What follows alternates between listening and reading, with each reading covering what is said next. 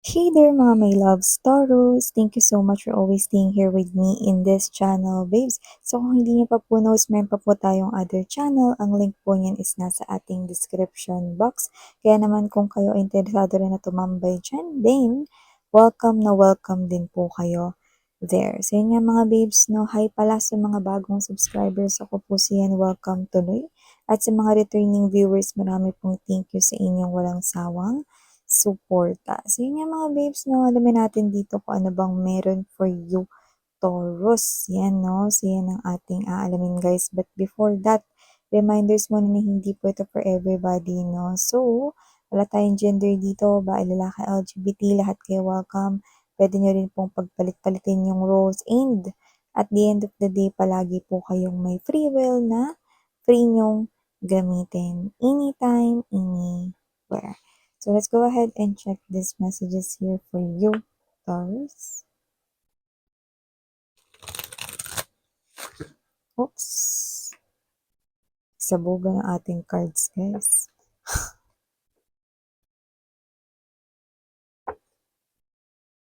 Archangel Michael, thank you so much. Together with the angels and guides for being present here in this reading. This is for my Taurus people. This is for my Taurian people. This reading is intended for my Taurians out there. Anong dapat nilang malaman? Energy check-in para kay Taurus.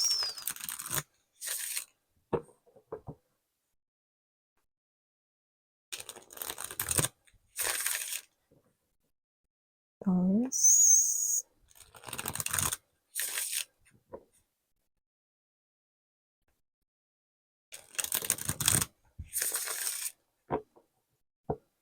Okay, Taurus.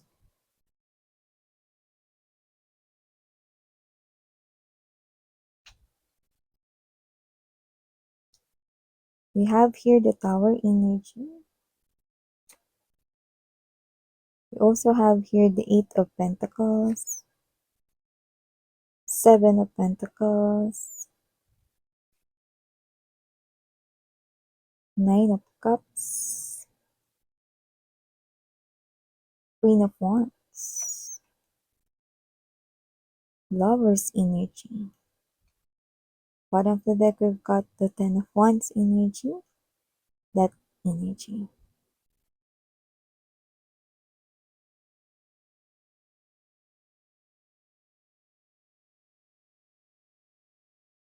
Nakikita ko dito na maaring kayo ito, no, na nandun kayo sa isang pinakamatagal nyo ng relationship before. Pwedeng 5 years kayo or more, or iba dekada or more. Pwedeng kasal ng matagal or sabihin natin hindi kasal pero matagal kayong naging mag-boyfriend, girlfriend, magkasintahan. Ganun. So, wala tayong gender LGBTQs. Of course, welcome din kayo mga babes. Pero nakita ko dito na mukhang ito ay nagtapos na kung ano man tong relasyon ninyong pagkahaba-haba, no? So, maaring ito yung klase ng connection na posibleng iniyakan mo talaga dito ng bongga to the point na posibleng nakita ko pa yung iba sa inyo na yung iba talagang you almost beg for your person here to stay, no? At saka may nakita rin ako dito mga malaking panghihinayang sa oras, panahon na ginugol sa isa't isa, no? Hindi lang tungkol ito sa mga pera na ginastos, no, or mga naging gastos dito, kundi yung samahan, no? So, nakita ko dito na maaring kayong dalawa ay nag-separate kamakailan lang or natapos na ito, no? Medyo matagal-tagal na, no?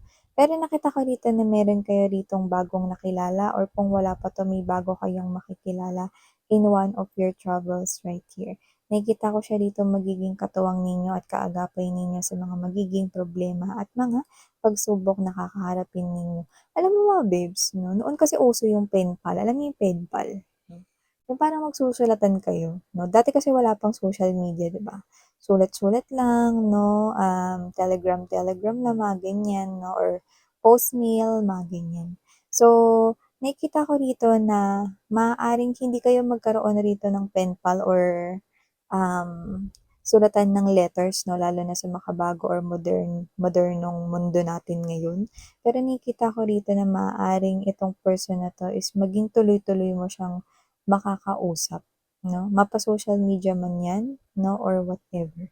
So, kasi naman siya lumalabas siya rito bilang napalaki siya rito ng maayos ng kanyang mga magulang, and for some reason nakikita ko siya rito 'no, na klase ng energy na ayaw niya sa mga third party, 'yan 'no. So, puwedeng may-experience na rin siya sa isang third party situation or siya mismo yung na-involved dun before. Ayaw niya na yun na maulit-ulit, or iba naman, possible na sa kanilang family merong gano'n kaya ayaw niya na mangyari yun sa sarili niya ritong magiging relasyon 'no. So, nakita ko rito na itong person na 'to 'no, bukod sa may itsura siya gwapo, maganda 'no, nakikita ko rito na, siya ito na hindi kayo bibiguin 'no, siya ito na hindi kayo paasahin 'pag nag-text kayo or nag-chat kayo sa kanya or tumawag kayo sa kanya, expect some kind of reply, kasi magre-reply talaga siya sa'yo. At ang maganda, hindi niya kayo rito papa-fallin at aasahin kung hindi naman niya kayo rito sasaluin. Kaya naman expect na saluin ng feelings ninyo nitong tao na 'to kung sakali mang magkaka-feelings na kayo sa kanya. Yes, you heard it right 'no, magkaka-feelings na. So, posibleng mga babes may mauna ritong magkaroon ng feelings 'no, at expect mo rin 'no na mare-reciprocate or maibabalik niya rito 'no, ano man yung ibibigay mo ritong atensyon, oras at panahon 'no. Ang taong yun ay nakikita ka 'no or makikita ka bilang isang diyamante 'no, or yung sa iba maaaring ginto ka niya makita. Hindi dahil siya ay isang social climber or gold digger, kundi makikita ka niya bilang isang diamante or gemstone or gold na alam naman natin na 'pag minina mo ay hindi mo makikita sa ibabaw lang ng mga minahan.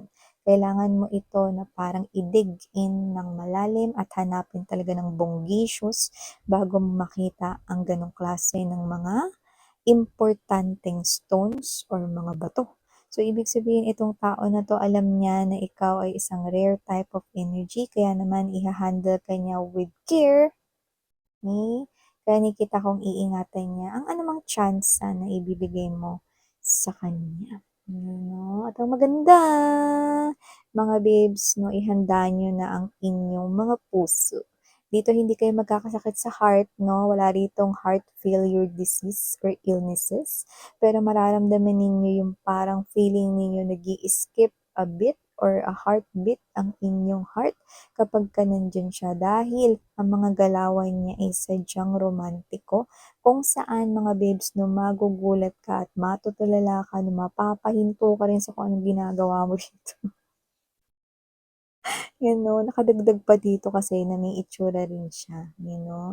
Yung iba doesn't have to be na may itsurang literal, pero maaaring yung iba malakas yung mga appeal nila, 'yan. So, nakikita ko na hindi lang naman siya ang darating sa buhay mo, posibleng meron pa siya ritong ibang makakumpetensya pagdating sa pagpapanalo or pagpapapansin sa iyong puso. So, nakita ko rito na maaaring isang kaibigan mo or lumalabas dito na isang bagong kaibigan ang maaari niya ritong maging kakumpetensya or options mo when it comes to love. Pero sa huli, pipiliin mo pa rin ang taong ito na una nating pinag-usapan dahil siya ang lumalabas rito sa lahat ng mga sagot mo at mga prayers mo sa iyong mga manifestations related to love and romantic area ng buhay mo. So, maliban diyan, Taurus, nakita rin ako rito ng energy kung saan may pagpaplano ka rito na mas magpaganda sa mga susunod na mga buwan. So, hindi ko alam kung magpapa-rebond ka ba rito, magpapa-relax ka rito, no? Or ikaw ba 'to na klase ng energy na magpapaputi ka dito, mga gano'n, no? Or meron ka ditong ita-try na mga skincare rituals, no? Or baka ikaw ito 'no, na mas maging maganda ang iyo rito or presentable, yeah, that's the word, presentable ang iyong itsura sa iyong pananamit, sa mga ayos ng iyong buhok 'no, or yung iba maaaring kayo ito na ibahin ninyo ang inyong makeup pero ito ay babagay sa inyo.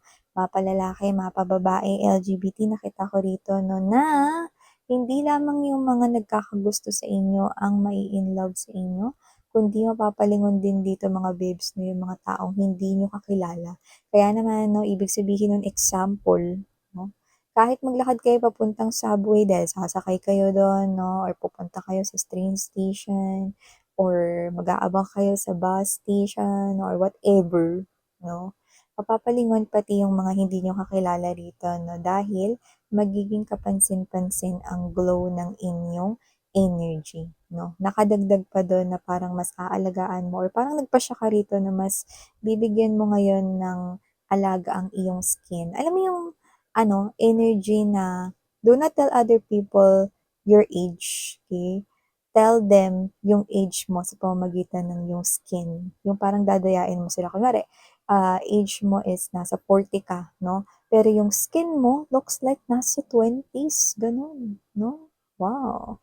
So, maliban diyan 'no, sa mapapalingon dito ang lahat sa'yo, Taurus, dahil may gagawin ka rito na parang improvement sa iyong physical appearance 'no, puwedeng changing of hairstyles, haircuts, hair colors, changing ng clothes or the way you dress, 'yan. So, nakikita ko magiging mas kaakit-akit, mas kapansin-pansin ka, lalo na bago magtapos ang 2024. So, maliban diyan meron din ditong lumalabas na meron kang matatanggap na isang mataba, taray, mataba talaga, yung isang nakaka-satisfied, busog na busog, liglig dito ibig sabihin ng mataba 'no.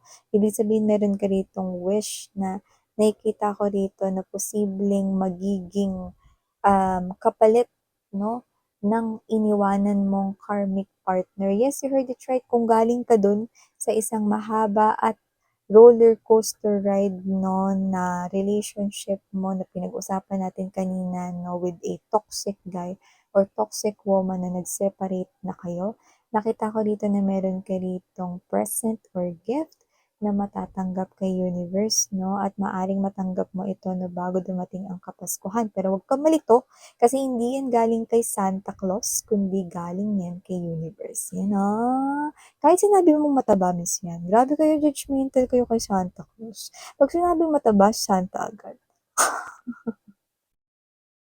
So, nakikita ko rito na hindi 'to galing kay Santa Claus, pero mataba itong gift na 'to. Why? Because eto yung klase ng isa sa pinakaaabangan mong wish. Meron tayong mga little wishes din, tama, 'di ba? Pero isa ito sa mga malalaki mong wishes. So, glad to see 'no, at makita rito na matutupad ito bago magsimula ang 2025. Bakit, miss yan? Kasi malaki ang kinalaman niyan sa tagumpay mo 'no, sa taong 2025. Nakikita kitang magse-celebrate dito, okey, sa taong 2025 dahil dito sa matatanggap mo sa taong 2024. 'Yan 'no, bongga nun guys 'no. So maliban diyan, nakakita rin ako dito ng energy kung saan possible na may lumipat dito ng bahay. At hindi lang basta lipat ng bahay, puwede pang lumipat ng ibang bansa. Baka may mag-rate, may mag-migrate dito, 'yan ang nakikita ko rito 'no, or yung iba doesn't have to be na as in magma-migrate, pero maaaring, it's a call of duty 'no, call for work na maaaring dun kayo pumunta at magtagal sa ibang bansa 'no, 'yan, yun ang nakikita ko dito. Pero iba, lilipat talaga. 'Yan. So, nakikita ko rito mga babes na may naghihintay dito, maaaring meron kayo ritong nakausap or meron kayo ritong pinangakuan. May naghihintay ditong isang energy na kung saan patiently waiting siyang naghihintay sa ipinangako mo. Doesn't have to be that it's something here romantic, maaaring ito ay isang pangako or pinangako mo sa pamangkin mo kasi sabi mo magbibigay ka ng ganito or whatever 'no, or parang meron ditong naghihintay sa'yo 'no. Very calm ng energy niya na parang alam niya rito na tutuparin mo yung kanya ritong, um, sinabi sa'yo or hiniling sa'yo 'no. Parang may tiwala siya sa'yo, gano'ng klase ng energy. So, parang hindi siya nagda-doubt, okey, na makakalimutan mo 'to or whatever. So, parang it's like a reminder na nakita natin dito na yun yung lumabas, Taurus 'no. So, kung ano man 'yan, meron ditong someone na excited, kalmado lang 'no, at waiting lang siya rito sa kung ano yung ipinangako mo sa kanya. Makakatanggap ka rin dito ng importanteng komunikasyon. Maaaring isa itong balita 'no, mula sa iyong trabaho or mula sa isang malayong kamag-anak or kapamilya. Ano man ang iyo ritong matatanggap at mababasa, nakikita ko ang kaalwanan sa iyong itsura. So, ibig sabihin parang, masaya ka 'no, na yun yung nilalaman ng liham, nilalaman ng sulat 'no, maaaring yun ay, isang email, isang chat message 'no, or whatever 'no, coming from someone na posibleng malayong loved ones or possible na balita about work. Yan yung nakikita ko dito 'no. Basta nakikita ko yung energy mo na parang, "Ay, buti na lang. Ay, salamat." Gano'ng klase ng energy. Yan.